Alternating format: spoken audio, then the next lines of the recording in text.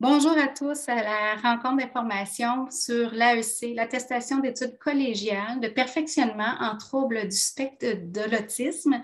Donc, on va passer un moment ensemble ce soir pour vous donner l'ensemble d'informations, tant pour dans le fond, toute l'information liée à l'admission, aux conditions d'admission, à la procédure à suivre pour s'inscrire au programme d'études, avec ma collègue Eliane, qui est ici présente, enseignante en technique d'éducation spécialisée et enseignante au niveau de l'AEC de perfectionnement en troubles du spectre de l'autisme, qui est avec nous, qui va vous parler un petit peu plus tard là, des cours, du programme, de ce que ça vous donne comme bagage aussi sur le marché du travail dans la profession dans laquelle vous œuvrez actuellement. Donc, sans plus tarder, comme mentionné, vous avez la séance de rencontre d'information, elle est enregistrée. Donc, pour ceux et celles, je le répète, qui ne souhaitent pas être à la caméra, vous fermez vos caméras et vous pourrez vous poser vos questions dans le chat et avoir la rencontre d'information, une séance de questions à la toute fin. Sinon, au fur et à mesure, vous pouvez les poser dans le mode chat, je le répète. Point d'information, on va parler ce soir des conditions d'admission, du coût de la formation, de l'horaire des cours, de l'information sur les contenus, sur les différents milieux d'intervention et à la toute fin, le dépôt de la demande d'admission et comme je vous le mentionnais, la période de questions.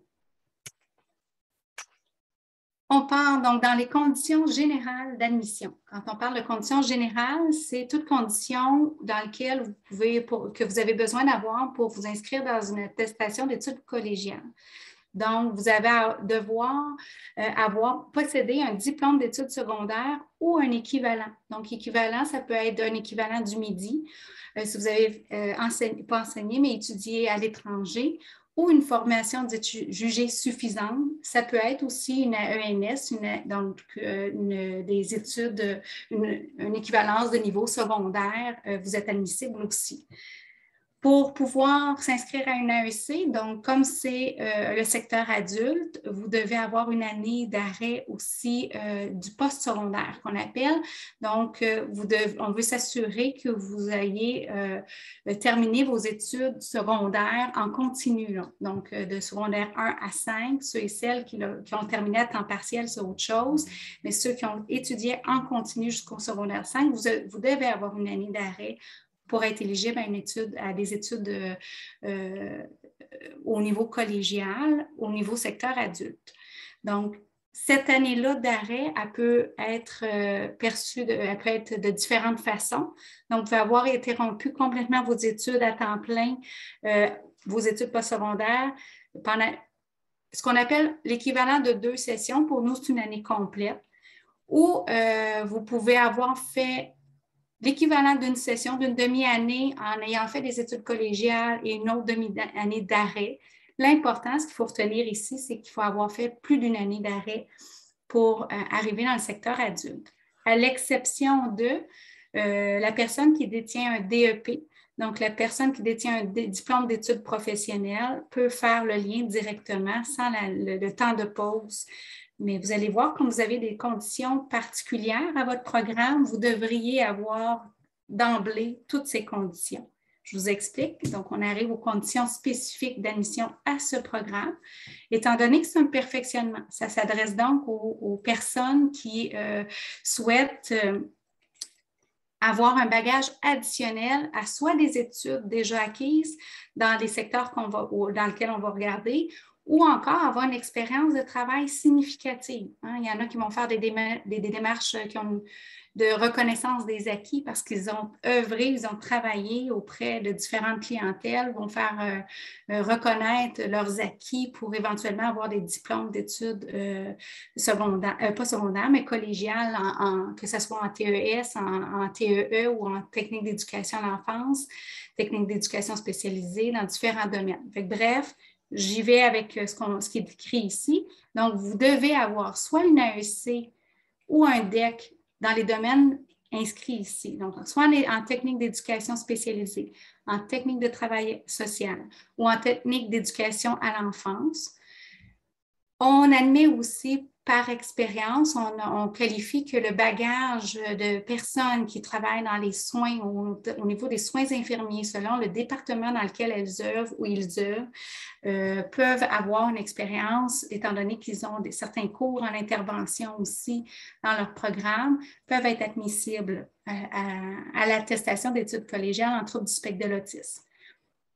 Donc, soit par le bagage, comme je vous le disais, d'études, ou encore posséder de l'expérience jugée pertinente. Les personnes n'ayant pas un DEC ou une AEC précédemment nommé, mais qui possèdent de l'expérience pourront présenter un dossier de candidature bien important.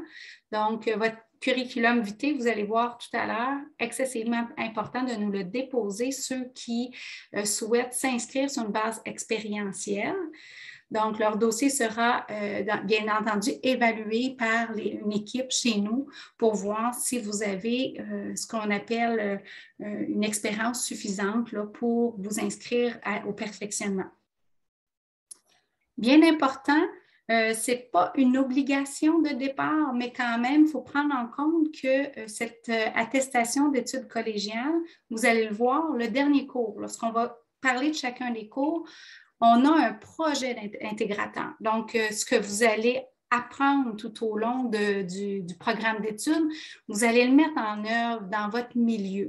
Je dis dans votre milieu, donc idéalement, avoir accès à un milieu de pratique, le vôtre, et pour réaliser les travaux dans certains cours et particulièrement le dernier cours d'intégration. On sait pertinemment que vous pouvez travailler actuellement avec une clientèle avec différents, soit étudiants, soit une clientèle qui a un trouble du spectre de l'autisme, mais comme le projet sera à la 3e session, on est conscient que les choses peuvent changer. Donc, ce n'est pas nécessairement une obligation de départ, mais en même temps, il faut prendre en compte que ça va être une réalité quand vous allez arriver proche du projet, mais je pense qu'on va en reparler, hein, Eliane, un petit peu plus tard. Donc, vous n'hésitez pas si jamais vous avez des questions, toujours là dans le chat pour le moment. Donc, coût de la formation. C'est un coût de formation qui est à temps partiel. Donc, les droits d'admission, on va le voir aussi au SRAM, vous allez avoir un frais non remboursable pour l'étude de votre dossier de 30 $ à défrayer. Ensuite, les frais de scolarité pour les cours à temps partiel, c'est ce qu'on appelle un peu la gratuité scolaire qui est au niveau du ministère, là, subventionne les cours de formation temps partiel. Donc, vous aurez, un frais de 41 $ par cours à payer. Et bien entendu, là, frais de volume et accessoires obligatoires aux besoins, donc tout le matériel que vous allez devoir soit créer et tout ça, là, on va le voir aussi dans les cours un petit peu plus tard, mais vous allez avoir des coûts de matériel, bien entendu, et de volume. À quoi ressemble l'horaire de cours? Donc, l'horaire de cours va ressembler à celui-ci. C'est 2 soirs semaine et quelques samedis. Donc, samedi qui peut être très intéressant, Viviane, je pense que c'est une dynamique intéressante. Hein? Quand il y a des samedis comme ça,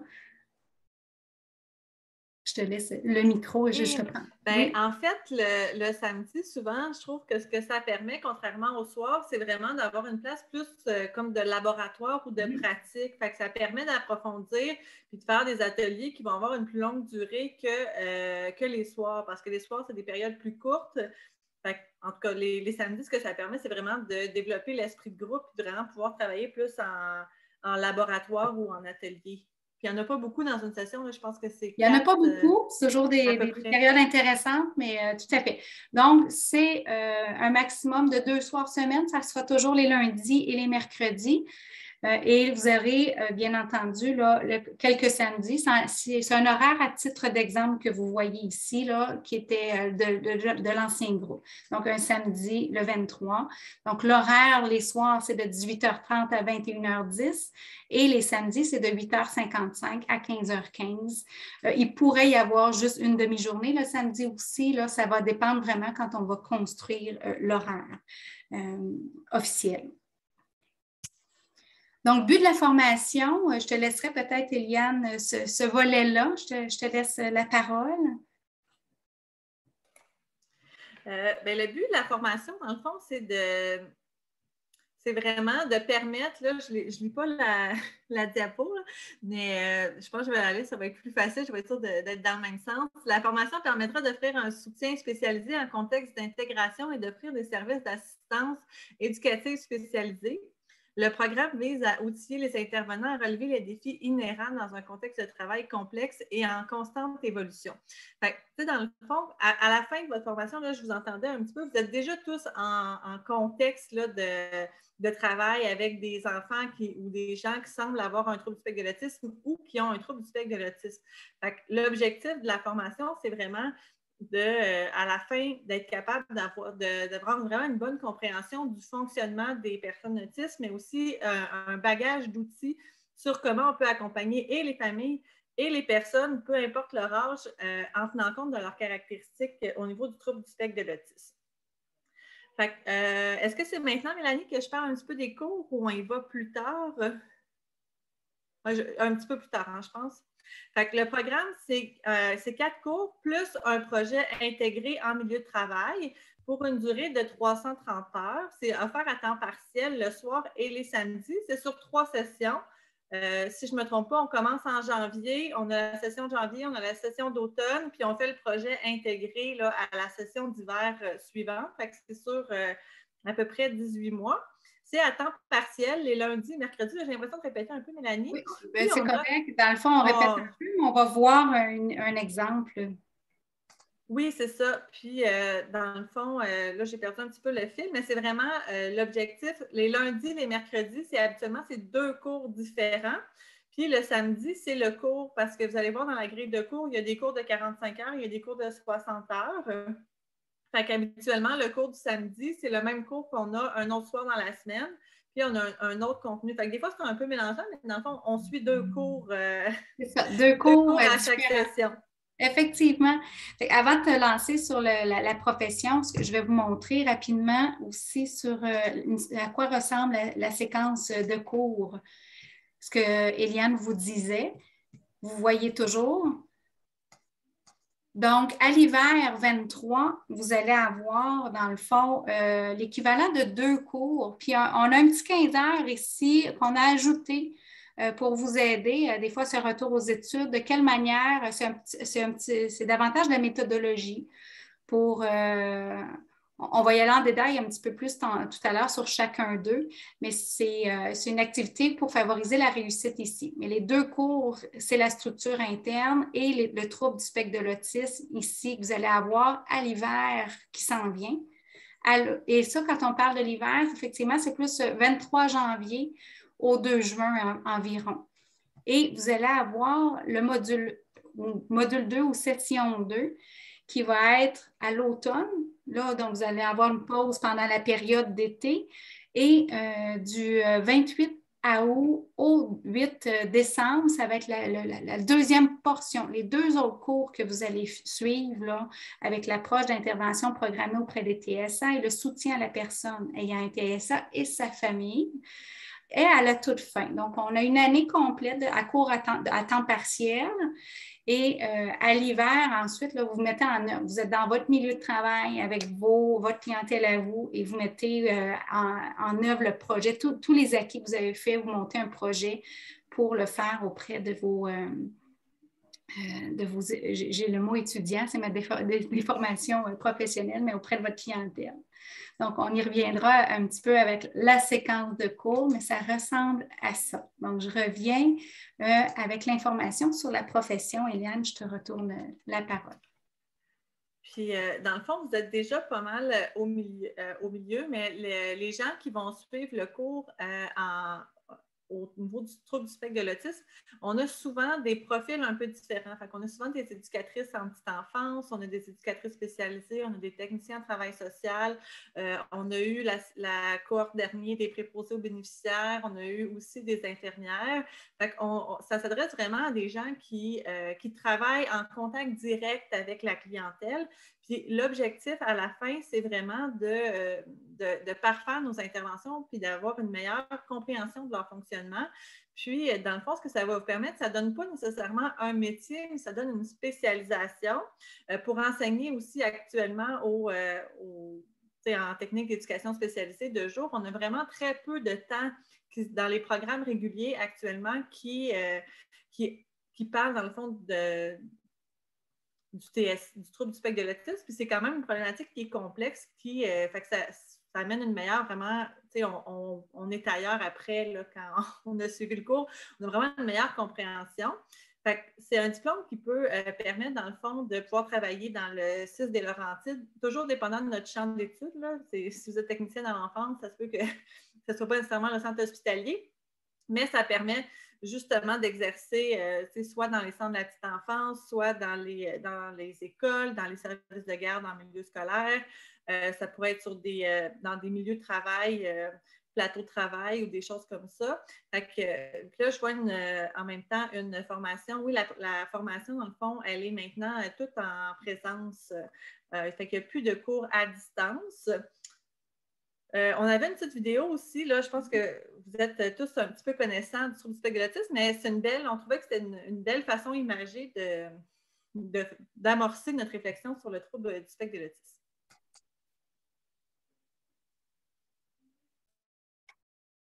Ce ne sera pas bien long, je démarre la vidéo. On va partir 2 fois, on va s'assurer.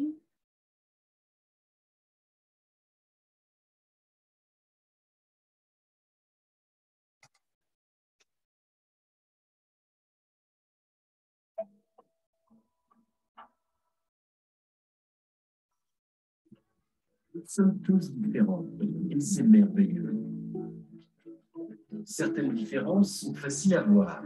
La taille, la coupe des cheveux, la couleur des yeux et bien encore. D'autres différences ne se voient pas. Nos plats préférés, nos peurs, nos compétences particulières. Curieusement, la façon dont nous voyons le monde est également différente. Par exemple, que vois-tu dans ce dessin? La plupart des gens voient un canari, mais certains d'entre vous ont peut-être vu un lapin, quel que soit celui que vous ayez vu. Vous êtes honnête. Ceci est juste un dessin complexe pour vous montrer que tous les cerveaux fonctionnent différemment. Le cerveau est l'ordinateur de votre corps et il fonctionne différemment pour nous tous et contrôle comment tu apprends les choses. C'est pour cela que nous sommes tous doués pour différentes choses. Comment tu te sens? C'est pour cela que l'on ressent tous des émotions différentes. Et comment tu communiques? Parfois, le cerveau est connecté d'une façon qui affecte les sens et la manière dont nous percevons et comprenons les situations et les interactions. On appelle cela l'autisme. Plusieurs personnes ont une forme d'autisme. Donc, il est fort probable que tu connaisses déjà une personne qui est autiste. Et pour cette raison, il est bon d'en savoir un peu plus sur l'autisme. La connexion particulière à l'intérieur d'un cerveau autistique fait que parfois, cette personne peut être très douée à des tâches qui peuvent nous sembler difficiles, comme la mathématique, le dessin ou la musique. Elle peut aussi causer l'effet inverse et des activités qui nous semblent si faciles peuvent être incroyablement difficiles pour eux, comme se faire des amis. Les sens transmettent en permanence des informations à ton cerveau sur ton environnement et les personnes qui t'entourent. Cependant, quand le cerveau d'une personne et ses sens ne communiquent pas bien, le cerveau peut se sentir submergé et confus, affectant ainsi la manière dont il ou elle perçoit le monde. Imaginez-vous marchant dans la rue.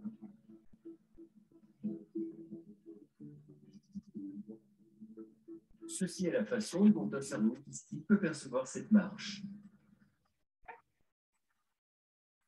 Qualifiant, n'est-ce pas? Malheureusement, dans beaucoup de situations, la personne ne peut pas exprimer tout haut ce qu'elle ressent. Alors, quand bien même c'est le chaos dans leur tête, elles ont l'air OK et ne parviennent pas à demander de l'aide. Nous développons tous des comportements qui nous aident à nous calmer dans les situations inconfortables. Nous détournons le regard, croisons nos bras, se rongent les ongles, s'agitent, se mordent les lèvres et bien encore.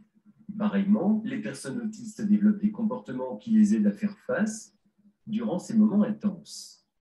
Ces comportements peuvent sembler inhabituels, mais ce sont juste leurs techniques pour se calmer. Quand cela arrive, cela signifie qu'ils sont en difficulté. La bonne chose à faire, c'est de ne pas rendre les choses encore plus difficiles pour eux, en s'énervant, en les ignorant, ou encore vous moquer d'eux. Souvenez-vous, juste parce qu'une PlayStation ne peut pas lire vos jeux d'Xbox, cela ne veut pas dire qu'elle est cassée. Les personnes autistes ont besoin d'amis qui sont prêts à prendre le temps de les connaître. Avec une bonne communication et beaucoup de patience, tout le monde se sentirait mieux. Les personnes autistes ne sont pas malades ou cassées. Elles ont simplement une vision unique du monde. Et avec un petit peu de soutien de la part de nos amis, ils pourront peut-être partager cette vision avec nous. L'autisme peut créer des choses merveilleuses.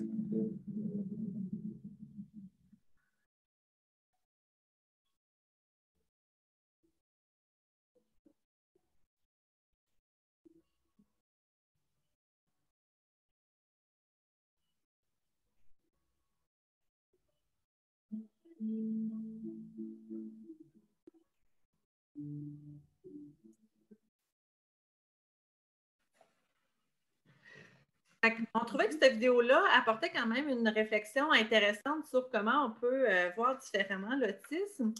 Mélanie, il y avait une question dans le chat auquel tu peux répondre. Dans le fond, est-ce que tu l'as vu? Est-ce que tu veux répondre ou tu veux que je réponde? J'ai pu voir, là, étant donné qu'on est en mode vidéo. Donc, quand je parlais d'une année d'arrêt, là, je parle vraiment là, pour ceux qui ont étudié là, quand vous avez fait votre secondaire à temps plein. Donc, généralement, on s'adresse aux étudiants qui ont 18 ans, donc qui viennent toujours de finir leur secondaire et qui s'embarquent dans une formation collégiale, ce qui ne devrait pas être le cas nécessairement de la personne, je crois, qui me pose la question.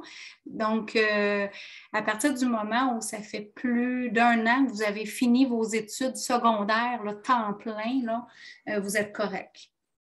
Est-ce que ça répond à votre question, la personne qui... Donc, c'était... Oui, c'était Gabrielle, mais je pense que ça se porte plus ou moins ici du fait que c'est un complément d'une technique, c'est pas des gens qui s'inscriraient. Étant donné que c'est un perfectionnement, effectivement, comme vous avez déjà eu des études, soit au niveau du DEC ou de l'attestation d'études collégiales dans différents domaines, ou vous avez une expérience de travail, effectivement, là, les probabilités que vous soyez dans ce contexte-là est très faible pour, et vous ne seriez pas nécessairement admissible, mais dans le bagage qu'on a entendu dans la présentation de départ, là, il n'y a personne qui était concerné par la situation. Donc, je reviens à la présentation. Je te laisse continuer au niveau peut-être de la description de chacun des cours. Comment, on vient de voir la vidéo, effectivement, comment on va être outillé. Hein, on vient de voir, je pense, une belle image, une belle illustration là, de ce que ça peut comprendre comme réalité. Fait que je te laisse, Eliane, discuter des cours, là, ce que vous allez aller chercher comme bagage. Oui, puis si jamais vous avez des questions, vous ne vous gênez pas, vous les écrivez, ça va me faire plaisir. Dans le fond, on a 3 sessions de cours. J'ai envie d'y aller plus globalement. Si on regarde la première session, qui est le module 1, on a 2 cours. On a structure interne de la pensée. Fait que dans ce cours-là, c'est un cours de 60 heures. Fait que c'est quand même un gros cours. Puis, ce qu'on va essayer d'aller comprendre, c'est vraiment d'essayer de faire des liens avec comment fonctionne au niveau cognitif, au niveau émotif, la personne TSA, puis essayer d'en venir justement à faire une analyse plus juste de leurs besoins pour développer des stratégies d'intervention auprès d'eux. Fait qu'on va vraiment essayer de comprendre le fonctionnement cognitif. On est vraiment plus dans comment fonctionne le système proprioceptif, comment fonctionne le cerveau pour en venir à mieux les comprendre. En même temps que le cours de la structure interne de la pensée, on va avoir un cours de 45 heures qui s'appelle les troubles du spectre de l'autisme. Dans le cours du spectre de l'autisme, dans le fond, on va vraiment comprendre ce que c'est l'autisme. Fait qu'on va regarder vraiment c'est quoi les critères diagnostiques qui peuvent en venir à un trouble du spectre de l'autisme, c'est quoi les manifestations de l'autisme dans le quotidien. C'est quoi les niveaux? Qu'est-ce que ça veut dire un TSA niveau 1, niveau 2, niveau 3? Fait qu'on va vraiment développer dans ce cours-là un langage commun qui va nous permettre vraiment de savoir de quoi on parle quand on va parler de flexibilité cognitive, de quoi on parle quand on va parler justement des niveaux au niveau du diagnostic. Fait qu'on va vraiment développer un langage commun. Fait que la première session, en gros, on va vraiment voir qu'est-ce que c'est l'autisme, qu'est-ce qu'on peut comprendre de l'autisme, c'est quoi les fondements, qu'est-ce qu'on en sait jusqu'aujourd'hui, parce que c'est quand même un trouble qui est de plus en plus présent là, dans tous les milieux de vie, dans toute la société. Puis, on a, dans les 20 dernières années, vraiment appris beaucoup de nouvelles choses sur leur fonctionnement. Fait que ça va être intéressant de voir qu'est-ce qui est un préjugé, qu'est-ce qui ne l'est pas, où est-ce qu'on en est au niveau de la science. Est-ce qu'il y a des facteurs génétiques qui peuvent influencer la prédisposition à développer du trouble de l'autisme? On va vraiment regarder plus qu'est-ce que c'est l'autisme. Dans la deuxième session, dans le module 2, qu'on va faire à l'automne prochain, mais là, on va essayer d'être vraiment plus dans l'intervention. Il va y avoir 2 cours dans le module 2 aussi. Il y en a un qui s'appelle « Approche, intervention et programme auprès des TSA ».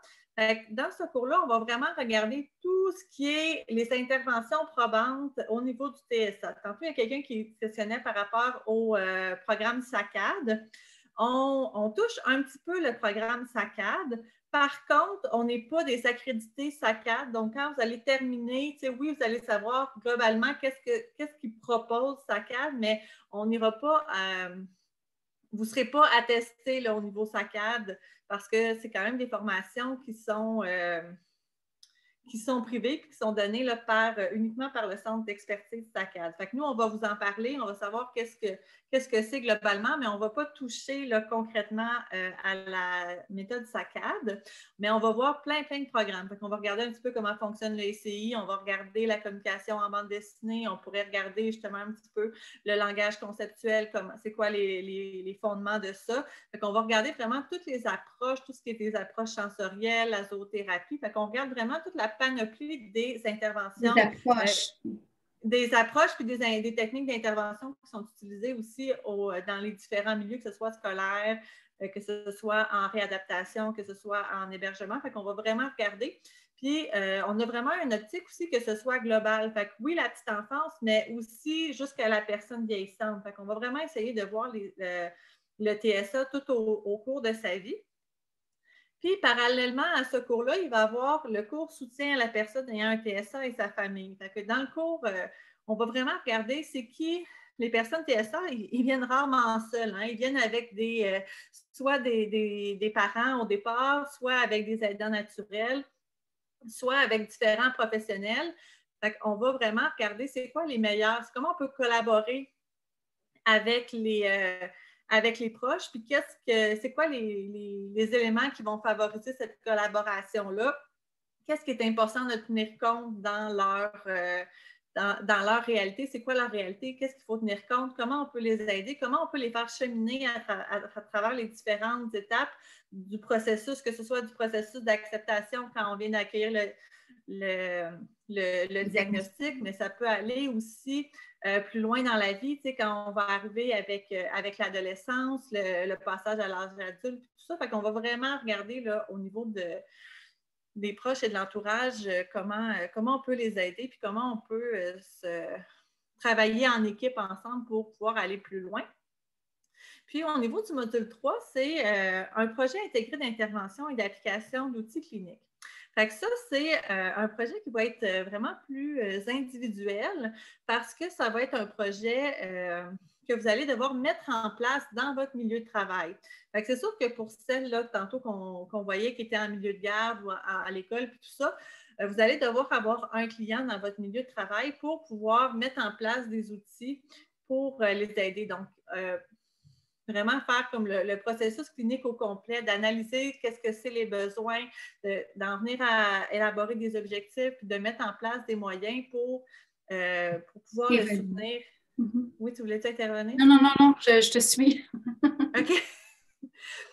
C'est vraiment de faire un processus clinique complet. C'est ce qu'on va faire pendant les 15 semaines à peu près. Là. Je me souviens plus, il me semble que c'est alentour de ça, 15 semaines. Fait que ça va être de la supervision plus individuelle sur votre projet, puis on termine ça là, avec un partage des outils qu'on va avoir développés au courant là, de tout le programme. Puis tout ça.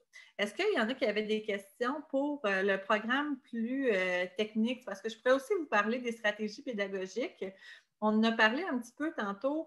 Vous allez voir, à l'AEC, je prends l'ancien groupe, mais je pense que ça se verrait aussi. On est très hétérogène. Hein? On provient tous de milieux différents avec des expériences différentes, un bagage différent. Il y en a qui vont connaître beaucoup, beaucoup de choses sur l'autisme. Il y en a d'autres que ça va être un premier, c'est comme un premier contact. Fait que, moi, je crois beaucoup au co-développement, fait qu'on grandit beaucoup plus ensemble. Fait que c'est sûr qu'il va y avoir des travaux d'équipe, il va y avoir des techniques plus aussi. Là, je cherche mes mots, là, je suis un peu fatiguée, je m'excuse. Moi non plus, je ne suis pas très familière avec on dirait que j'ai perdu le réflexe Zoom, pourtant, ça ne fait pas si longtemps. Mais au niveau des stratégies, on va essayer vraiment de rendre ça dynamique parce qu'on sait que c'est des cours de soir et que ce n'est pas facile. Fait qu'on essaie vraiment de créer des ateliers, de créer des laboratoires, de rendre concret. Un petit peu qu'est-ce que sont les apprentissages. On essaye aussi le plus possible d'avoir ce qu'on appelle des tâches authentiques, d'essayer de retrouver d'être capable de jumeler les apprentissages qu'on fait en classe à la réalité du terrain pour permettre de faire les deux. Fait que l'année passée, par exemple, on a eu des conférenciers qui sont venus, on a fait des travaux d'équipe, puis après ça, c'est sûr que tout ça devient beaucoup plus concret quand on arrive dans le projet intégré où là, vous pouvez vous permettre avec un client d'aller vraiment plus loin puis d'expérimenter différentes techniques. En fait, il y a deux sessions où c'est vraiment des cours. Fait que la session du module 1 et du module 2, c'est vraiment des cours. Puis le module 3, c'est un projet intégré. Ça veut dire qu'il y a certaines périodes de cours, mais c'est vraiment plus, ça pourrait ressembler, là, Mélanie, tu ne m'aimeras pas dans le mot, mais ça pourrait ressembler un petit peu à un stage, dans le sens où vous êtes vraiment en contact avec un client qui a un trouble du spectre de l'autisme, puis où vous essayez, vous expérimentez là, des stratégies d'intervention. J'ai eu la grande chance, je dirais, là, moi qui est plus en arrière-scène habituellement, hein, qui n'enseigne pas auprès des étudiants, qui est plus dans l'organisation, d'assister parce que je trouve ça stimulant, intéressant, mais d'assister au projet, à la présentation des projets de la dernière cohorte, par exemple. Puis de voir, les stratégies qui ont été apprises, qui ont été mises en place, la gratification des étudiantes du cours aussi à avoir mis, non seulement avoir analysé une situation, avoir mis des stratégies en place, de les faire vivre auprès, il y en avait beaucoup auprès de jeunes à l'époque dans le groupe, dans le dernier groupe. Et c'est ça, l'apport, le gain que ça a apporté dans l'évolution et une meilleure intégration des succès. Des fois, hein, c'est un petit succès, ça semble un petit succès, mais c'est incroyable pour le jeune qui a visé soit une meilleure autonomie, soit ne serait-ce que de réussir à gérer une situation ou une émotion. En tout cas, moi qui étais de l'externe, je peux vous dire que c'était excessivement intéressant de voir tous les projets qui ont sorti là, de la fin, comme fin d'études par rapport à ce programme-là. Je pense qu'il y a une question, est-ce que ça se peut? C'est 4 ou 5 cours en tout. Donc, c'est 4 cours en tout. Tantôt, je parlais, je ne sais pas si on se rappelle de l'autre distribution là, qui est à jour. Donc, on a 4 cours, puis on a aussi une activité, ce que j'appelais activité favorisant la réussite. Là, on a mis à jour notre séquence, notre distribution, ce que vous voyez tantôt ici. Donc, 2 cours. Ici, c'est une activité favorisant la réussite. Donc, comment s'assurer de rédiger votre rapport, etc., quand vous allez faire remettre vos travaux. Donc, c'est un peu un 15 heures à travers tout ça qui ne vous donne pas plus de temps dans la semaine parce qu'on l'a bien prévu tout au long de votre séance, de l'ensemble de votre session. Donc, ça ne vous donne pas plus de cours par semaine. Mais c'est vraiment plus une activité, je le répète, là, les stratégies d'apprentissage en intervention liées au TSA. En termes de cours, c'est 4 cours plus le projet à la toute fin, la dernière session où vous êtes dans votre milieu. C'est sûr que ce n'est pas à temps plein, hein? Vous êtes vraiment dans votre milieu de travail. Donc, si vous côtoyez des personnes qui ont un trouble du spectre de l'autisme, vous allez avoir des moments, des heures dans la semaine à attribuer à ce projet-là. Donc, ce n'est pas nécessairement temps plein le projet quand vous allez être dans la dernière session. Est-ce que ça répond entièrement? C'est 4 ou 5 cours, mais vous... Parcours. C'est 41 $ par cours, c'est ça que je comprends, Mélanie? Tout à fait, effectivement. Vous me posez une très bonne question par rapport à la stratégie d'apprentissage ici. C'est un nouveau, est-ce que c'est considéré comme cours? Mais si on regarde en termes de cours, vous auriez 2 fois, donc 82 $ à payer par session. Ce que je pourrais faire, c'est vous envoyer l'information peut-être par courriel par rapport au cours de stratégie d'apprentissage. Est-ce que c'est le même type de coût? Il se pourrait. Donc, sous toute réserve, là, je vais vous confirmer l'information. J'ai pris les présences. Là, je vous enverrai un courriel. Est-ce que c'est considéré comme un coût de cours ici, la stratégie, l'activité favorisant la réussite? J'ai le goût d'en parler un petit peu, Mélanie, du cours qui favorise la réussite. C'est que ce qu'on s'est aperçu avec la cohorte avant vous, c'est qu'il y en a pour qui les études, c'était loin, puis qui passaient beaucoup de temps à juste essayer de comprendre des fois comment faire une page de présentation, comment en venir à mettre la numérotation sur les pages, puis tout ça, ou juste le fait d'avoir à remettre un travail, c'était très, très anxiogène. Fait que le cours de stratégie d'apprentissage, je ne sais pas si... Non, c'est ça. Stratégie d'apprentissage en intervention. Fait que c'est vraiment dans le but de favoriser la réussite puis de vous donner là, de faire des pratiques un petit peu de comment remettre les travaux, de comment, je me souviens plus tous les objectifs quand on l'a pensé, mais c'est vraiment pour que quand vous arrivez dans les cours, mais ce soit, OK, ben oui, on l'a vu, d'avoir des références de comment on fait pour bien citer, par exemple, un ouvrage, parce que c'est ça. Donc, oui. Vous allez avoir certaines petites recherches à faire, donc comment bien le traduire dans vos travaux, etc. Donc, au lieu, c'est ça, comme Eliane le disait, au lieu on vous donne un bout de formation au tout début qui vous permet d'être outillé puis de savoir exactement de quelle manière remettre vos travaux. Puis, j'avais envie de faire un petit pouce, Mélanie, sur le projet intégré qui vient à la toute fin.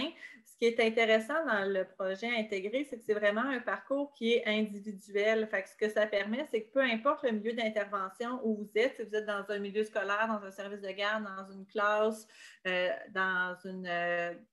Là, je vais dire un centre de la petite enfance, mais peu importe le milieu, c'est que le projet, ce qui est intéressant, c'est qu'il va vous ressembler à vous.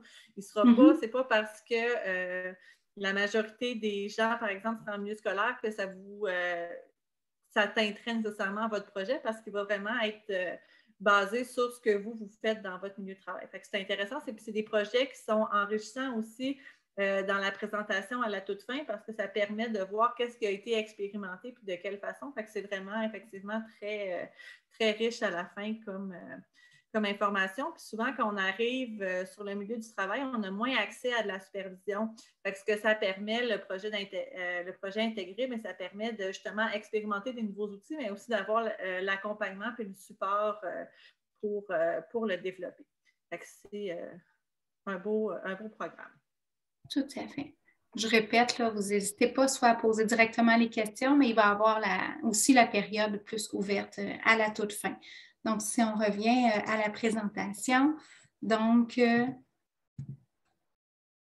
on est vraiment rendu à la période d'admission. Donc, si j'ai un maximum de 30 places, effectivement, au niveau des cours, par contre, comme je vous le disais, là, à partir de 12 à 15 inscriptions, là, on va démarrer le programme.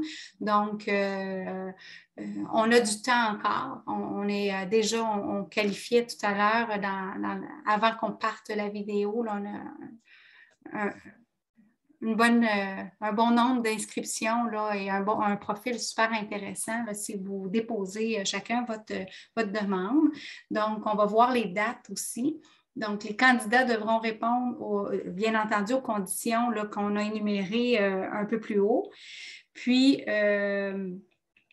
si dans l'éventualité, on va voir le nombre de tours, là, mais où il y aurait plus d'inscriptions que le nombre, ce qui n'est pas nécessairement le cas. Moi, je pense qu'il va y avoir de la place pour chacun et chacune des personnes qui vont souhaiter s'inscrire, mais dans tout programme, parce qu'on l'indique, dans tout programme qui serait où la période d'admission est terminée, où on a atteint le maximum, il y a quand même une liste d'attente. Il y a des gens qui changent d'idée en cours de route, puis on va sur la liste d'attente. Mais je ne penserais pas, dans notre cas, qu'on ait besoin d'y arriver.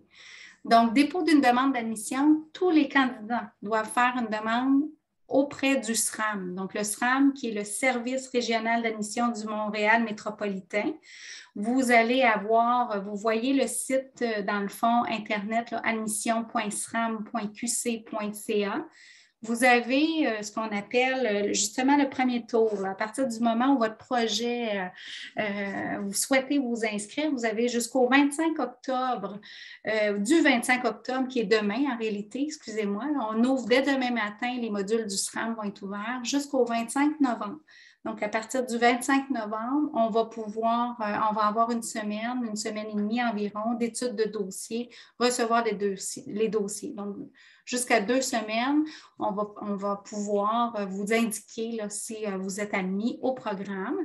Donc, je fais le lien avec vous rapidement. Donc, si vous allez sur le site du SRAM rapidement, vous allez vous connecter ou si ce n'est pas fait, créer un compte, bien important. Donc, moi, je vais faire comme si mon compte était déjà créé, juste pour vous montrer de quelle façon.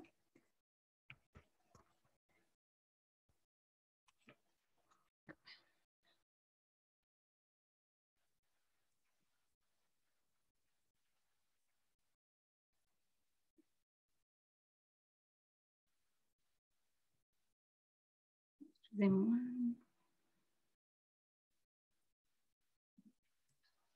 Donc, vous vous connectez. Bien important, vous allez au candidat à la formation continue. Quand on parlait le secteur adulte, c'est vraiment la formation, les attestations d'études collégiales, RAC ou les DEC, mais nous, c'est les attestations d'études collégiales.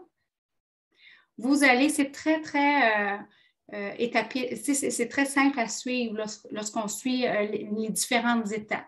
Ça vous indique ce que vous allez avoir besoin, donc votre code permanent. Si vous avez étudié ici, ou une carte de crédit, bien entendu, parce que le fameux 30 $ que je vous expliquais tout à l'heure va être à débourser pour l'inscription. Très important de faire l'ensemble des démarches. Donc, autant de payer le frais d'admission tant que la boucle n'est pas terminée, de remettre vos documents, l'ensemble des documents requis. Nous, au collège, on ne reçoit pas la demande officielle. Donc, une fois que c'est complété, bien, au 25, à la date limite pour déposer vos demandes, on reçoit de l'équipe du SRAM tous les candidats ou les candidates qui ont déposé.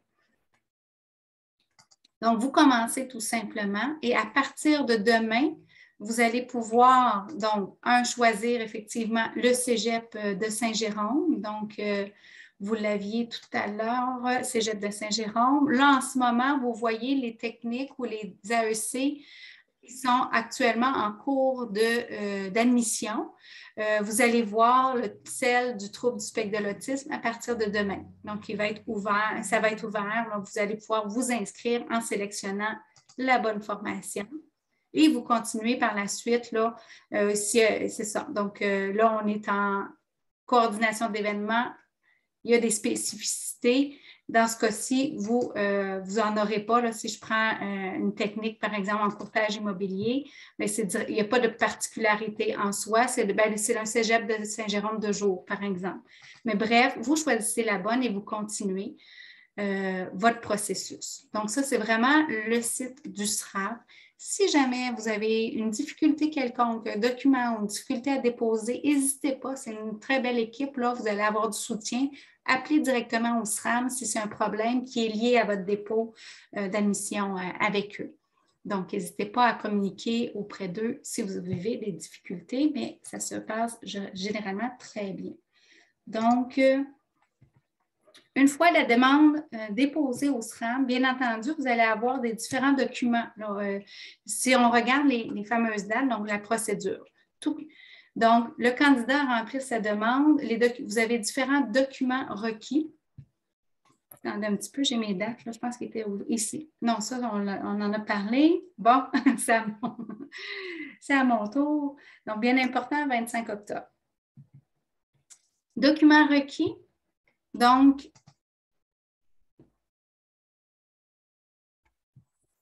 excessivement important aussi, vous allez, pour tous ceux et celles, documents obligatoires, là, on parlait d'un document attestant de votre statut, document obligatoire, attendez un petit peu. Non, ça, c'est si vous êtes né hors Québec. Je vais juste retourner à ma présentation ici. OK. Non, c'est la même chose. Donc, document obligatoire attestant de votre statut légal, attendez, excusez-moi. Bon, c'est ce que je voulais vous montrer tout d'abord. Je reviendrai après si vous avez étudié à l'extérieur. Donc, si vous avez étudié soit au collégial, mais au Québec, au secondaire et collégial, vous n'avez pas besoin de nous transmettre.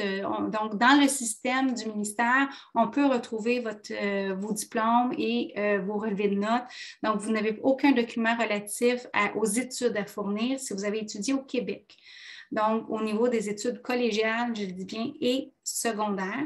Si, pour X raison, parce que vous pourriez très bien avoir des études universitaires, hein, il y a certains étudiants qui peuvent avoir, sur la base adulte, été directement à l'université dans un programme connexe à ceux et celles qu'on a parlé tout à l'heure, mais à ce moment-là, vous devez nous remettre vos diplômes si c'est pertinent, là, si vous n'avez vraiment pas fait d'études secondaires ou collégiales et vous avez été admis dans un programme sur une base adulte à l'université, ça va être important de nous le transmettre. Donc, j'ai étudié au Québec, au secondaire ou au collège, vous n'avez rien à fournir. Si vous avez fait des études secondaires dans une autre province, par contre, canadienne que le Québec, vous avez la copie du dernier relevé de notes de vos études secondaires effectuées, bien important de nous le remettre, ou le bulletin en cours au besoin. La copie du diplôme aussi, donc le relevé de notes et la copie du diplôme secondaire complété. Si vous avez fait vos études secondaires à l'extérieur du Canada, même si vous avez obtenu un DEP au Québec, vous devez absolument nous donner une copie des relevés de notes des 3 dernières années d'études secondaires, copie des relevés de notes des études post-secondaires. Donc, je le rappelle, c'est pour ceux et celles qui ont étudié à l'extérieur du Canada. Copie plus récente des récents diplômes et certificats et l'évaluation comparative. Donc, l'évaluation comparative peut être soit du MIC, du MIFI. Donc, c'est si vous ne l'avez pas fait déjà, donc certains ont déjà leurs équivalences de fait, d'autres ont besoin de les faire. Dites-vous que le SRAM offre le service. Donc, à partir du moment où vous vous inscrivez à l'attestation d'études collégiales pour un frais environ de 50 $, vous pouvez demander au SRAM de faire vos études, donc comparatives, pour nous dire si vous avez l'équivalent du secondaire 5. Hein, on se rappelle les conditions d'admission de base, donc il faut avoir un équivalent du secondaire 5 dans vos études. L'université, on en a déjà parlé. Bien entendu, si c'est dans une autre langue que le français, vous devez faire traduire vos documents. Et tout candidat qui a étudié à l'extérieur du Canada, qui ont étudié dans une autre langue que le français, doivent faire le test BRIGHT. Certains ont fait le test TFI déjà, on le prend en charge. Mais si vous n'avez jamais fait de test pour voir le niveau de français, de la langue française que vous avez, on va vous diriger vers le test BRIGHT. Donc, c'est un score de 3,7. Je vous dirais que si c'est votre cas, vous pourrez nous écrire au cégep, là, aux ressources. Vous avez reçu déjà un lien par ma collègue Émilie. Donc, vous pourrez lui écrire si vous vous sentez concerné, on pourra vous envoyer plus d'informations là, pour passer le test Bright. Donc, ce qui est important, dans le fond, c'est de s'assurer que vous ayez un niveau de français pour assurer un succès là, dans vos études, là, ne pas vous mettre à risque d'échec si jamais le niveau de français n'est pas suffisant, par exemple. C'est vraiment l'objectif de cette étape. Donc, bien entendu, là, vous avez tout autre document. Je continue si vous avez étudié ou si vous venez d'une autre province que le Canada. Donc, vous avez à attester de votre statut au Canada avec les documents relatifs. Bien important, vous avez pour tous et chacun le curriculum vitae que vous devez déposer là, pour savoir aussi un petit peu, et particulièrement ceux qui s'inscriraient, je le répète, là, on en a parlé au départ, mais tous ceux et celles qui s'inscrivent sont une base d'expérience dans les domaines qu'on a nommés tout à l'heure. Donc, de techniques d'éducation à l'enfance ou TES, techniques d'éducation spécialisée, ou TTS, techniques de travailleur social aussi. Donc, votre CV va être encore d'autant plus important non seulement à expliciter, là, dans le fond, pour être sûr que vous puissiez être admissible. Donc, si vous êtes né au Québec, certificat de naissance délivré par le directeur de l'État civil. Si vous êtes né au Canada, mais à l'extérieur du Québec, c'est le certificat de naissance officiel précisant le nom des parents et de lieu de naissance et la carte valide de l'assurance maladie du Québec. Si vous êtes Canadien naturalisé, né à l'extérieur du Canada, vous pourrez revoir soit la séance d'information ou c'est un document qui provient de notre site Internet aussi. Vous pourriez le retrouver sur notre site. Donc, carte de certificat de citoyenneté canadienne recto verso, certificat de sélection du Québec, bien important aussi, avec le numéro CSQ. Si vous détenez un statut de résident permanent, donc la carte de résidence permanente aussi, un formulaire de confirmation de résidence permanente, certificat de sélection du Québec. Donc, si vous ne détenez pas de certification de sélection du Québec, vous devez fournir une carte valide de l'assurance maladie. Ou si vous ne disposez pas de ni l'une ni l'autre des documents, vous avez un formulaire à remplir, mais encore là, la ressource que je vous parlais, vous pouvez nous écrire, on peut vous aider, vous accompagner là, dans la documentation que vous avez besoin pour déposer votre demande. Donc, voilà pour ce qui est de la demande de dépôt d'admission. Donc, on le rappelle, vous avez besoin, dans le fond, des documents relatifs à vos études antérieures pour tous ceux et celles qui ont étudié à l'extérieur du Québec, certificat de naissance, votre curriculum vitae et le paiement, bien entendu, de 30 $ pour le SRAM. Donc, et tout ça, on le mentionne, le SRAM ouvre demain et va terminer le tour autour du 25 novembre. Mélanie, on avait une question. Oui. On a quelqu'un qui nous pose la question à savoir si elle a fait un bac, est-ce qu'elle doit déposer aussi ses documents universitaires ou ça va comme dans le SRAM? Non, c'est le document, dans le fond, l'important, c'est vraiment le DEC ou l'AEC. Si on parle d'études, non, pas expérientielles, si vous avez déjà l'attestation d'études collégiales ou un DEC, dans ce cas-ci, c'est un DEC, je crois, ou la reconnaissance d'acquis. Vous avez fait de la reconnaissance d'acquis. Donc, la reconnaissance d'acquis, c'est le même diplôme. On vous reconnaît le diplôme en TES, par exemple. Donc, pour nous, c'est suffisant.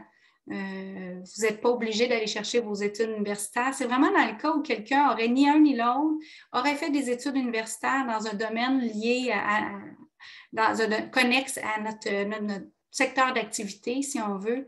Là, on aurait pu demander les études universitaires. Mais si vous avez soit la RAC, la reconnaissance d'acquis dans les programmes qu'on a nommés, ou les autres, tout va bien. Donc, les dates importantes que vous retrouvez sur notre site aussi Internet, c'est vraiment du 23 janvier au 10 mai. C'est la date de formation prévue. On a parlé de chacune des sessions. La séance d'information qui est aujourd'hui et la période d'inscription qui ouvre dès demain jusqu'au 25 novembre. Donc, les réponses par courriel, à partir du 25 novembre, dans le fond, le 15 décembre, c'est nous le processus interne pour vous envoyer officiellement si vous êtes admis au programme. Donc, on vous envoie par courriel la réponse le 15 décembre 2022.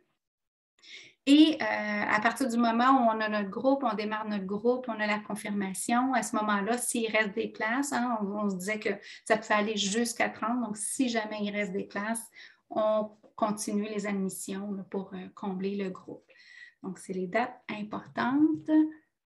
Et voilà, donc on a fait le tour vraiment de l'ensemble des questions qu'on souhaitait vous transmettre pendant la séance d'information. Je vous remercie infiniment là, d'avoir participé à cette rencontre. Je le répète, donc pour toute question, vous pouvez, mis à part la séance de questions informelles qu'on va vivre, mais pour ceux et celles qui regardent la séance en ligne, n'hésitez pas si vous avez, suite au visionnement de cette rencontre, d'autres questions à communiquer avec le Cégep de la formation continue, l'équipe de la formation continue. Ils vont se faire vraiment un plaisir là, de répondre à vos questionnements.